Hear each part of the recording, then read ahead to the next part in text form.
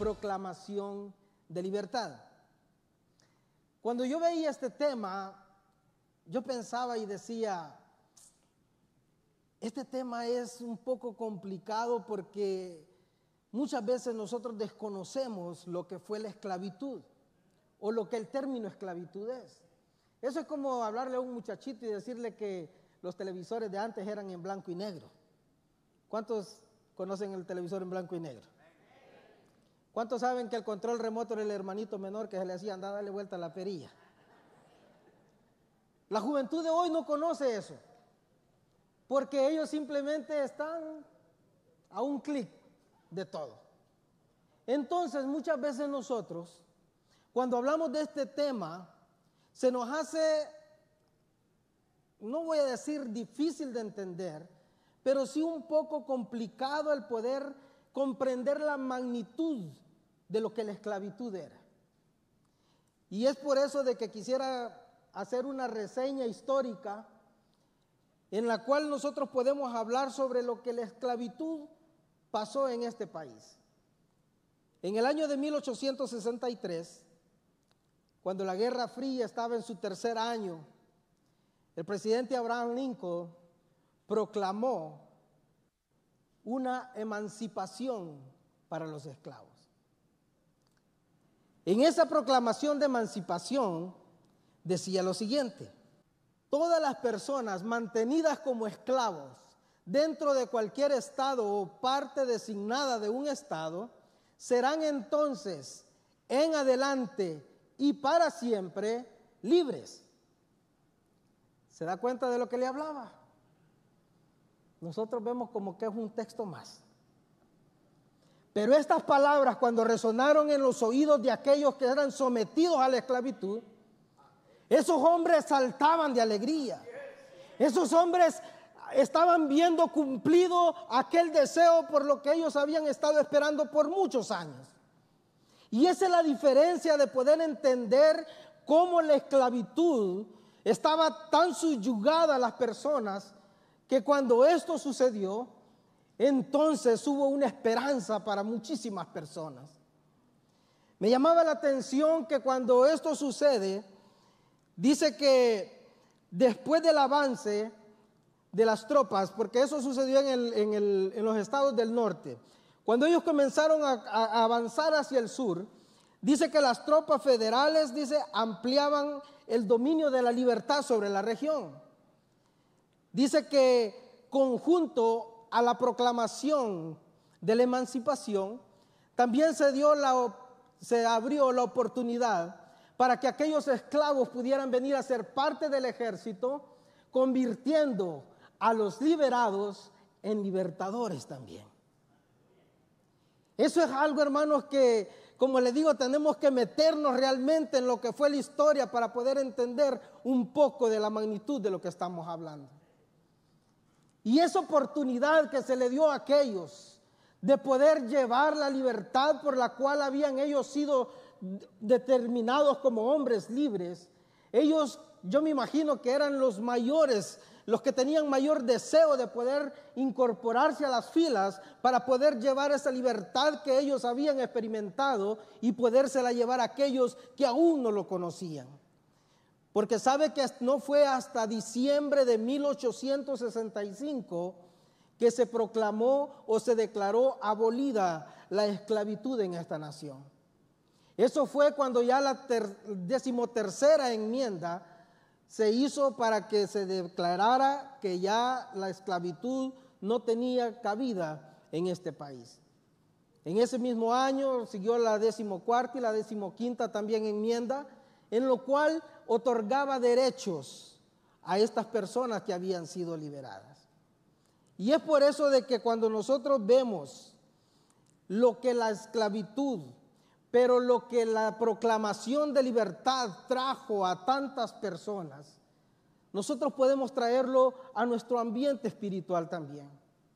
Porque de la misma manera, muchas veces creemos que vivimos en un país completamente libre y estamos aprovechándonos muchas veces del libertinaje. Y nosotros muchas veces creemos que vivimos libres, pero aún estamos viviendo como esclavos. Y es por eso de que tomó, imagínense que de 1863 a 1865 fueron como 2 años y medio, casi los 3 años, porque desde el primer año, de enero de 1863 hasta diciembre de 1865, entonces se abolió la esclavitud. ¿Cuántas personas, desde que se proclamó la emancipación, siguieron viviendo aún como esclavos cuando ya había una proclamación de libertad? ¿Cuántas personas de esas, incluso cuando llegaron a conocer la fecha en la que se había proclamado, dijeron, mi pariente murió, mi hijo nació y nació en condición de esclavo cuando ya había habido una proclamación de libertad? Lo mismo sucede con nosotros. Tal vez la proclamación de emancipación no nos emocionó tanto, pero espero que la proclamación de emancipación o de libertad que Cristo nos dio, eso sea una esperanza para cada uno de nosotros. Vamos a ir a la palabra del Señor y vamos a ir al libro de Colosenses capítulo 2, versos 13 al 15. Y a vosotros, estando muertos en pecados y en la incircuncisión de vuestra carne, os dio vida juntamente con Él, perdonándonos todos los pecados, anulando el acta de los decretos que había contra nosotros, que nos era contraria, quitándola de en medio y clavándola en la cruz del Calvario. Y despojando a los principados y a los potestades, los exhibió públicamente, triunfando sobre ellos en la cruz. Yo esperaba aplausos. Y yo creo que eso, hermanos, es entender lo que Dios ha hecho en nuestras vidas. Yo no sé, pero la verdad es que muchas veces creemos o ignoramos que nosotros vivimos en una condición de esclavitud y por eso no entendemos la magnitud de la libertad que Cristo nos ofrece a través del sacrificio en la cruz. Una acta era contraria a nosotros, dice la palabra, pero que esa fue rota y que Cristo la clavó en la cruz del Calvario, avergonzando al enemigo. Eso es lo que Dios hace en nuestras vidas, porque la libertad que Cristo nos da, la libertad es algo, es integral, podríamos decirlo, es tan amplia, es tan grande que no podríamos hablar y de la misma forma de que se tuvieron que proclamar algunas enmiendas para dar derechos a aquellas personas que habían sido liberadas. De la misma manera, la palabra del Señor nos enseña, no solamente te dice, Cristo te hizo libre, también la palabra del Señor nos enseña de qué cosas nos ha hecho libres. Y yo creo que eso es algo que nosotros debemos de entender. Dice la palabra del Señor en Gálatas 5:1. Estad pues, dice, firmes en la libertad con que Cristo nos hizo libre, y no estéis sujetos al yugo de la esclavitud. Hermanos, el enemigo nos tenía atados. ¿Cuántos conocen los yugos? Yo lo he visto y he estudiado de eso. Nunca tuve la experiencia de poder agarrar uno. Pero el yugo es aquello que le ponen a los bueyes, a los toros, ¿verdad? A los bueyes. Ya se dio cuenta. Entonces, eso es algo donde cuando ellos hacen esto, ponen a un buey tierno, inexperto, con uno que es el que lo guía y el que lo domina. De la misma manera, el pecado nos tenía atados a ese yugo.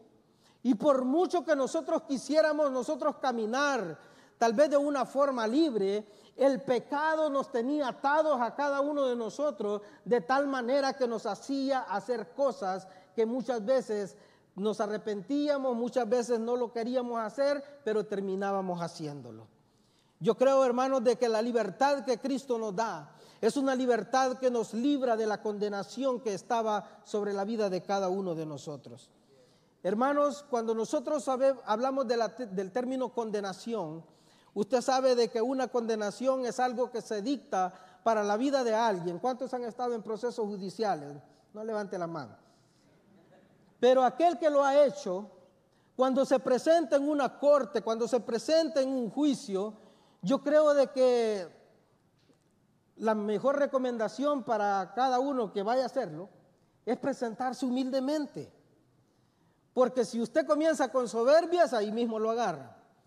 Pero cuando nosotros sabemos de que hay un hombre que está sentado escuchando cada uno de los relatos, pero mire, no importa los relatos que se den, no importa todo eso, hay una persona que va a ser la encargada de dictar una sentencia sobre nuestras vidas. Es aquella persona que tiene la autoridad para poder decidir el futuro de nuestros 5, 10, 15 o más años. Lo mismo sucede con nosotros. Nosotros tenemos un juez y ese es nuestro Dios. Dios es el que nos va a juzgar el día de mañana. Pero nosotros, cuando sabemos aprovechar la libertad que Cristo nos ha dado, entonces nos presentamos justificados delante de Él. ¿Por qué? Porque nosotros debemos de confiar que Él es fiel y justo para perdonar nuestros pecados. Satanás es el acusador. Yo no sé cuántos han tenido esa experiencia y se han topado con esos fiscales. Usted dice, no, pero es que no fue así. Y aquel está dándole y dándole y dándole. Satanás es de la misma manera.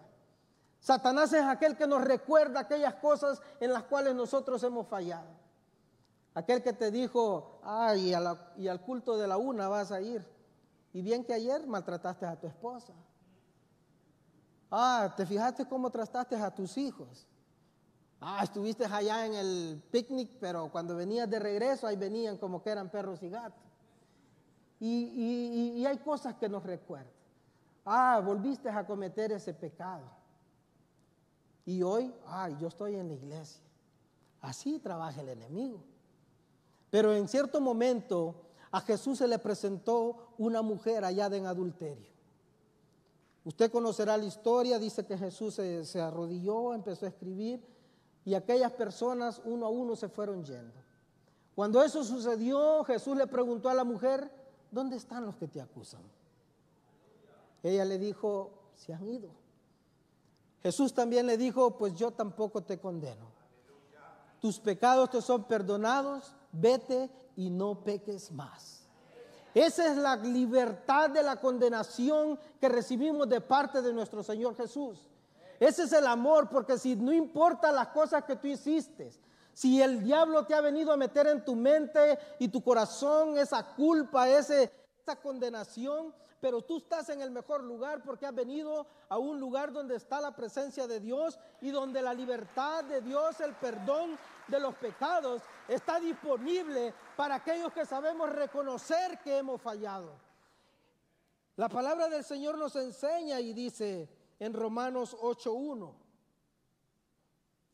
porque ninguna condenación hay para los que están en Cristo Jesús.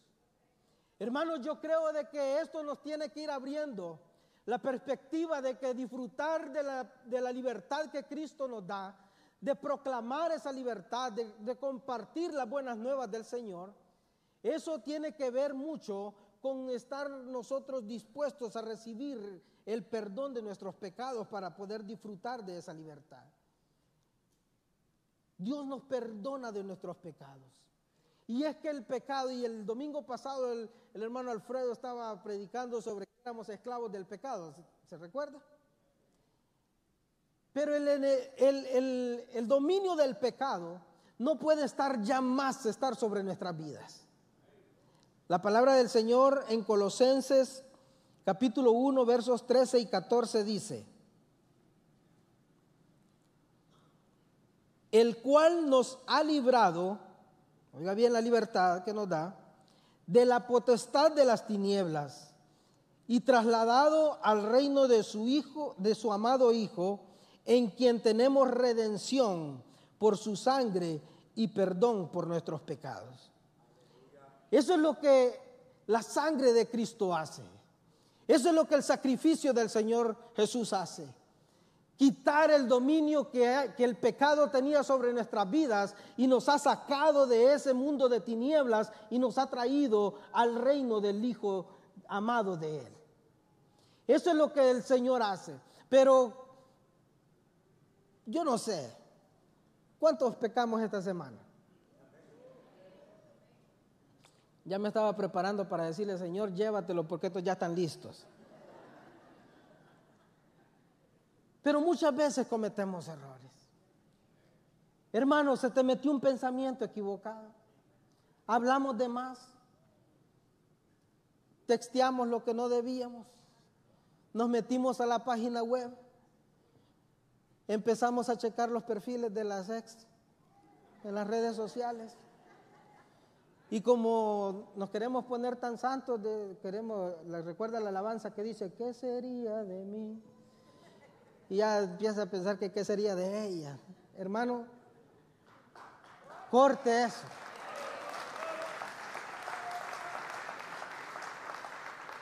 El pecado no te tiene que dominar.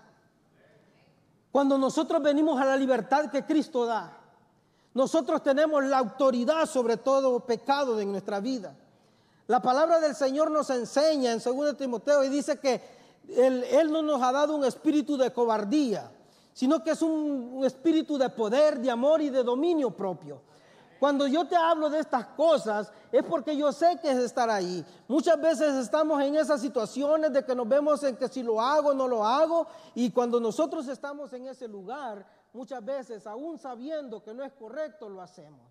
Pero el espíritu que Dios nos da es aquel que viene junto para libertarnos de todo dominio del pecado en nuestra vida y poder pararnos firmemente y decirle, Satanás, tú no vas a cambiar el destino que el Señor me ha dado por un momento, unos segundos simplemente. Nosotros tenemos que aprender a comportarnos de una manera en la cual el dominio propio lo podamos poner en acción. Ay, la excusa más barata es, ay, espera, es que la carne es débil. Hermano, yo creo que cuando nosotros le damos esa cabida al enemigo, entonces él viene y se mete a nuestras vidas, se mete a nuestras casas y empieza a hacer una destrucción completa. Pero el dominio del pecado sobre nuestras vidas quedó clavada en la cruz del Calvario cuando la proclamación de libertad para cada uno de nosotros se dio por el sacrificio de Jesús. Muchas veces ignoramos. Juan capítulo 8, verso 34 dice, Jesús le respondió, de cierto os digo, que todo aquel que hace pecado, esclavo es del pecado.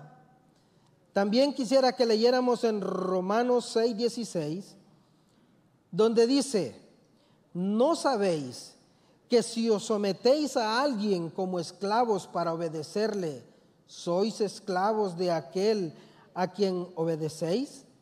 Sea del pecado para muerte o sea de la obediencia para justicia. Hermanos, nosotros tenemos que entender que cuando nosotros decidimos someternos a algo, eso está gobernando nuestras vidas.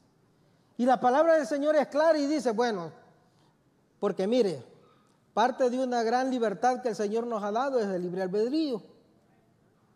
Y entonces nosotros tenemos la decisión de las cosas que queremos tomar. Pero entonces, si nosotros decidimos estar en pecado, esclavos del pecado seremos. Pero si nosotros decidimos obedecer, obedecemos para justicia, obedecemos para redención, obedecemos para perdón.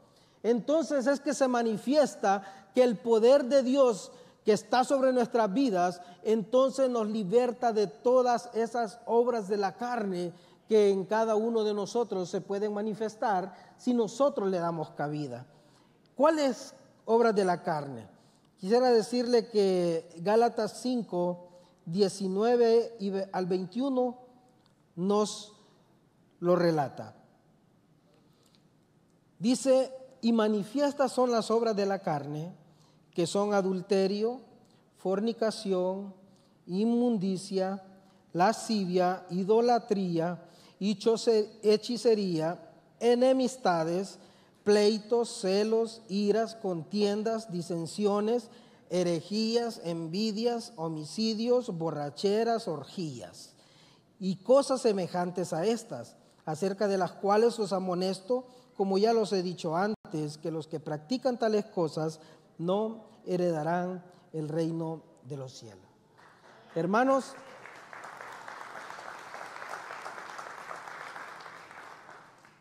usted vio una gran lista y dijo, no, yo no fornico, pero ahí habló de envidia, habló de chambre. Yo escuchaba en una alabanza de un, no sé qué será, Alex Zurdo.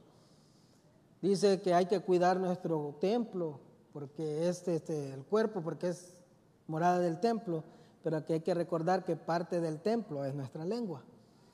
Entonces, porque muchas veces nosotros pesamos esa magnitud de las obras de la carne, cuando nosotros no sabemos o ignoramos que cualquier puerta que nosotros le abramos al enemigo es la que está esperando para poder él entrar, robar, matar y destruir.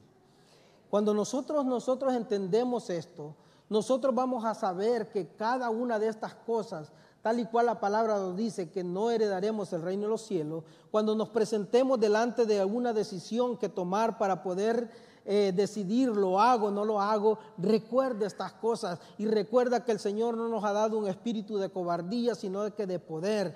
La palabra del Señor en Gálatas 5:16 nos enseña y nos dice, andad en el espíritu y no satisfagáis los deseos de la carne. El apóstol Pablo se lo dice a la iglesia de Galicia. Está en Gálatas, no se lo está diciendo al mundo, así que usted no se sienta descalificado porque siente esos deseos del mundo, pero la instrucción de parte del apóstol es andad en el espíritu, porque andar en el espíritu es la garantía, es la clave de poder fortalecernos y poder resistir todo dardo que viene de parte del enemigo para nuestra vida. Cuando nosotros andamos en el espíritu y no satisfacemos los deseos de la carne, entonces la libertad con que Cristo nos ha libertado, valga la redundancia, es la que rompe toda cadena, toda atadura del pecado, toda manifestación de estas obras de la carne se vuelven en cada uno de nosotros algo que ha sido rota por el poder del nombre de Jesús. Pero cuando sabemos y entendemos que el Señor es el que nos ha hecho libres de todo dominio del pecado sobre nuestra vida. Hermanos, el pecado, ¿usted sabe cuál es la consecuencia del pecado? Porque la paga del pecado es muerte. Le voy a leer Romanos 6:23. Porque parte de la libertad que nos da Cristo también es que nos liberta de una muerte eterna. Romanos 6:23 dice de la siguiente manera: porque la paga del pecado es muerte, mas la dádiva de Dios es vida eterna en Cristo Jesús, Señor nuestro. Cuando nosotros hablamos, hermanos, de una dádiva, yo me ponía a investigar y decía, ¿pero qué es una dádiva? Hábleme en español. Yo veía y buscaba y encontraba que dádiva dice que es una cosa que se da gratuitamente sin esperar nada a cambio. Tiene sinónimos como regalo, obsequio, donativo, presente, propina, donación, todas esas cosas. Lo que nuestro Dios hizo, dice que la paga del pecado es muerte, mas la dádiva de Dios es vida eterna en su Hijo Jesús.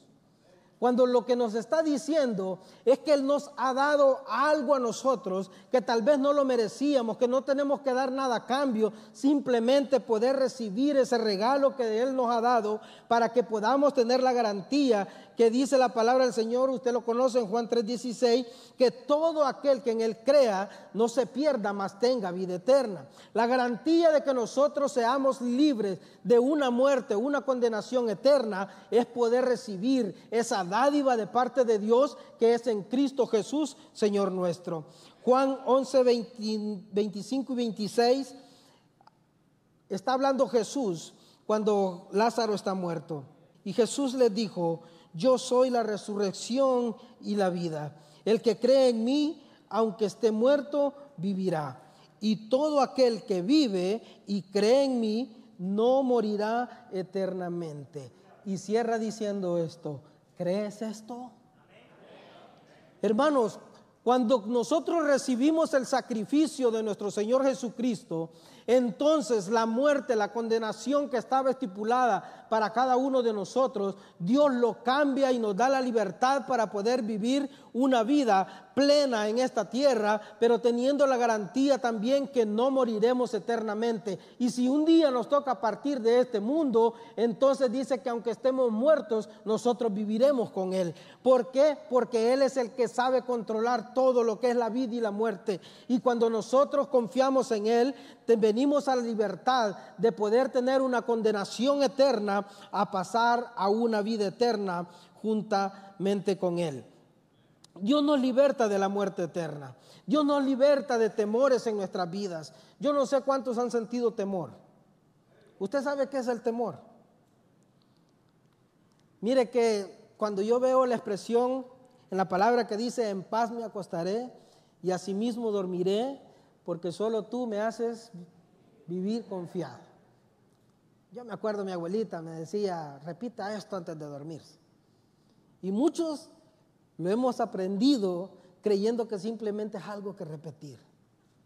Pero cuando tú estás en esos momentos de temor, cuando tú estás en esos momentos de angustia, poder recordar esta palabra es lo que te hace levantar los ánimos nuevamente. Es poder decirle: Señor, yo sé que esto está difícil, pero yo sé que tú tienes el control de estas cosas. Hermano, muchas veces hemos venido delante del Señor simplemente a decirle: ay, Señor, pero ¿por qué a mí? ¿Por qué a mí me pasa esto? Yo no sé por qué será, pero lo único que sí sé es que probablemente Dios está permitiendo que ese proceso llegue a tu vida para que apartes tus ojos del problema y puedas ubicarlos en el cielo, en Él, para que nosotros reconozcamos que solamente de Él viene nuestro oportuno socorro. El temor, hermanos, es algo que nos paraliza, que nos estanca, pero la libertad que Cristo nos da nos libra de todo temor. Yo no sé, pero usted se sabe la alabanza: ya no soy un esclavo del temor. Por favor, no contrataciones. Pero cantamos, pero cuando llegan esos momentos, entonces nos ponemos afligidos. El temor genera muchas veces en nosotros tristeza. ¿Y qué es lo que la palabra del Señor nos enseña para cuando nos sentimos tristes? Cuando nos sentimos afligidos. Santiago 5:13 dice de la siguiente manera: ¿está alguno entre vosotros afligido? Haga oración. ¿Está alguno alegre? Cante alabanzas. Hermano, cuando el temor llega a nuestras vidas, cuando la tristeza nos invade nuestros corazones, muchas veces lo que menos hacemos es doblar nuestras rodillas e ir delante del Padre. Empezamos a pensar: ¿a quién le voy a hablar? ¿De dónde voy a sacar? ¿Voy a sobregirar esta otra? Ni modo, con esta otra voy a tapar el hoyo de... Nos metemos en unas cosas, porque el temor, eso es lo que hace en nuestra vida. Pero dice la palabra, nos aconseja y dice: si alguno está afligido, ore. Si está alegre, cante alabanza. ¿Sabe que muchas veces en medio de la tristeza, qué canta usted cuando está triste? ¿El Buki Mayor? Dice la palabra: cante alabanza. Y cantar alabanza es cantar sobre las maravillas que Dios hace. Yo me recuerdo, nosotros cantamos la alabanza, pero me transporto al pueblo de Israel cruzando el Mar Rojo y diciendo: echó a la mar quien los perseguía, jinete y caballo, echó a la mar. Hermano, era un cántico de alegría, era un canto de las hazañas, de las proezas que el Señor hace. Porque cuando nosotros en medio de la necesidad sabemos cantar y exaltar las maravillas que Dios hace, eso va a levantar nuestra fe, nos va a animar a levantarnos y pararnos y saber que de Él nosotros vamos a recibir respuesta para nuestra vida. Pero tenemos que aprender a adorarle en medio de la necesidad, exaltar las maravillas que Él hace. Yo no sé, pero otra alabanza, y no va a ser un concierto de canto, pero usted mismo lo ha cantado. Y ha dicho: libre, tú me hiciste libre, tú me hiciste libre, libre Señor. Rotas fueron las cadenas que estaban atando a mi corazón. Hermano, tanta verdad en esa alabanza. Cuando nosotros sabemos entender la libertad que Cristo nos da, podemos saber y reconocer y declarar que el pecado no tiene más autoridad en nuestras vidas y que Jesús es el único que puede gobernarla.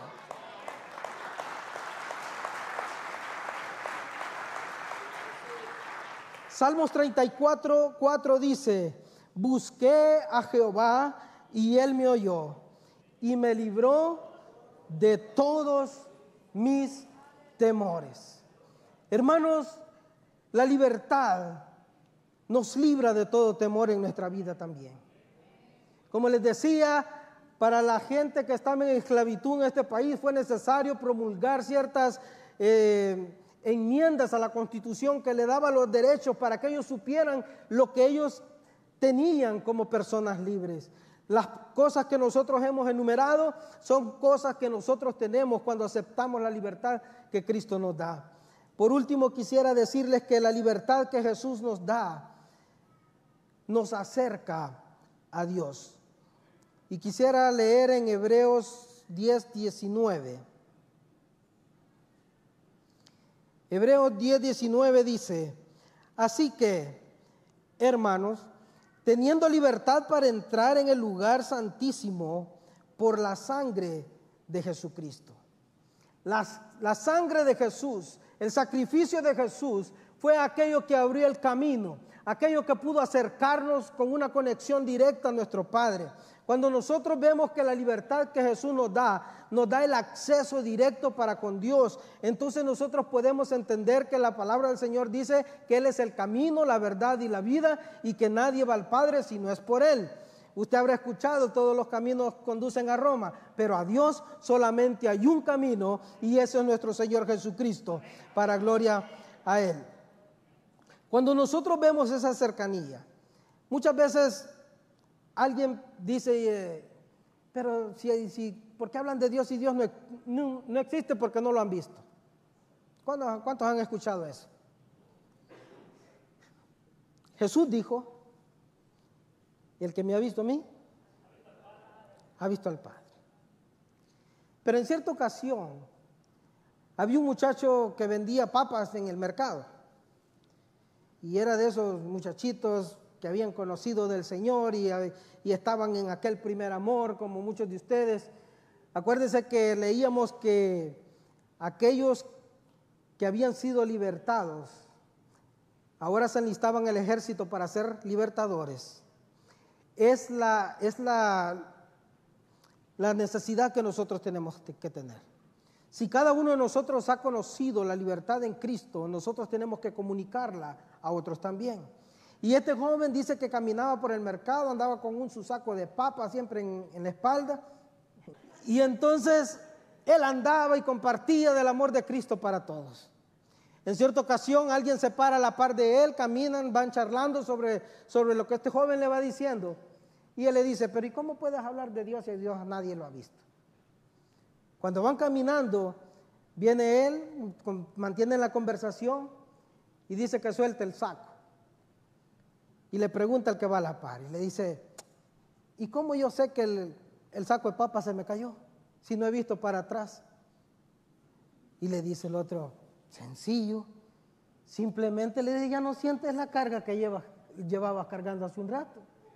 De la misma manera, le dijo, cuando yo conocí a mi Dios, aquel peso del pecado, aquello que me estancaba, aquello que me paraba, aquello que me detenía a caminar por las cosas que el Señor quería para mi vida, estaban sobre mi vida. Pero una vez yo lo conocí a Él, entonces todas esas cosas Dios las quitó. Dios quiere darte una libertad para quitarte todo peso del pecado en tu vida y darte la libertad que solamente Él puede darnos a cada uno de nosotros. Todo Dios lo quitó. Quisiera que nos pusiésemos de pie y meditar en cuánta importancia nosotros le hemos dado a la libertad que Cristo nos da. Es un apunte que encontré según 10 cosas que la emancipación o la proclamación había logrado. Y la número 10 era que dice que Lincoln consideraba, dice, que la proclamación de emancipación fue el logro que coronó su presidencia. Porque él mismo declaró: si mi nombre entra en la historia, será por este acto, por haber firmado la proclamación. Su firma en ese documento trajo libertad para muchos. Pero tu libertad y mi libertad fue escrita en la cruz del Calvario. Fue escrita no con tinta, sino que con la hermosa sangre de nuestro Señor Jesucristo, para darnos esa libertad que no solamente te trae a ti, sino que a tu familia, a tus hijos, tus generaciones también. Cuando nosotros sabemos reconocer que esa proclamación de libertad que se hizo 2000 años atrás está todavía disponible para ti el día de hoy, tú puedes recibir esta libertad que Cristo nos da y todas estas cosas de las cuales Cristo también nos hace libre, sin tan solo nosotros reconocemos a Jesús como Señor y Salvador. Que el Señor les bendiga, hermanos.